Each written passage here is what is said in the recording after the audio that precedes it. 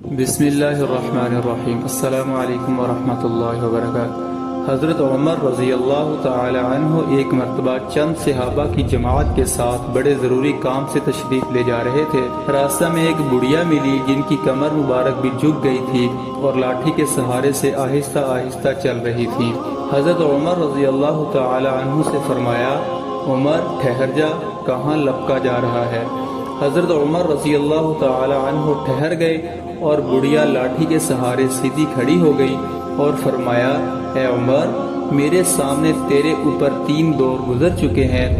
ایک دور تو وہ تھا کہ تو سخت گرمی کے زمانے میں اونٹ چرایا کرتا تھا اور اونٹ بھی چرانے نہیں آتے تھے۔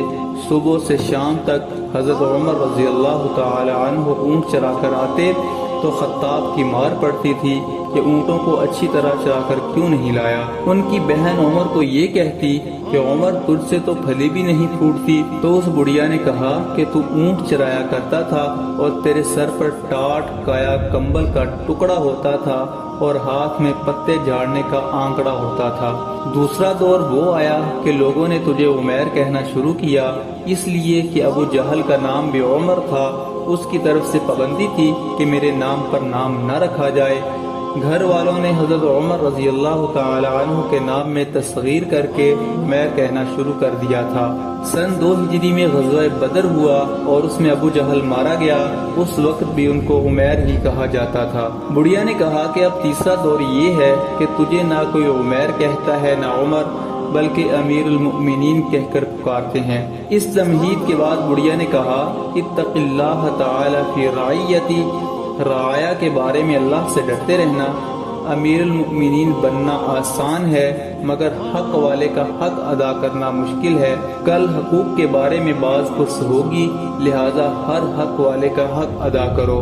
عمر رضی اللہ تعالی عنہ زارو قطار رو رہے ہیں، یہاں تک کہ داڑھی مبارک سے ٹپ ٹپ آنسو گر رہے ہیں۔ صحابہ جو ساتھ تھے انہوں نے بڑھیا کی طرف اشارہ کیا کہ بس تشریف لے جاؤ۔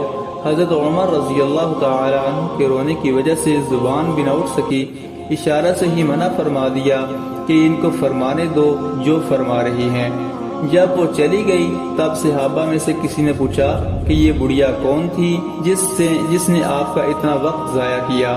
حضرت عمر رضی اللہ تعالی عنہ نے فرمایا کہ اگر یہ ساری رات کھڑی رہتی تو عمر یہاں سے سرکنے والا نہیں تھا۔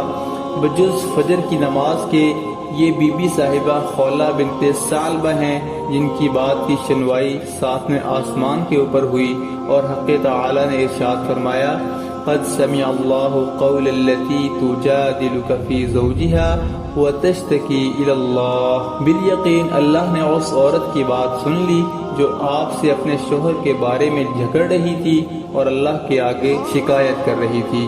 فرمایا، عمر کی کیا مجال تھی کہ ان کی بات نہ سنے جن کی بات 7ویں آسمان کے اوپر سنی گئی۔ اللہ اکبر۔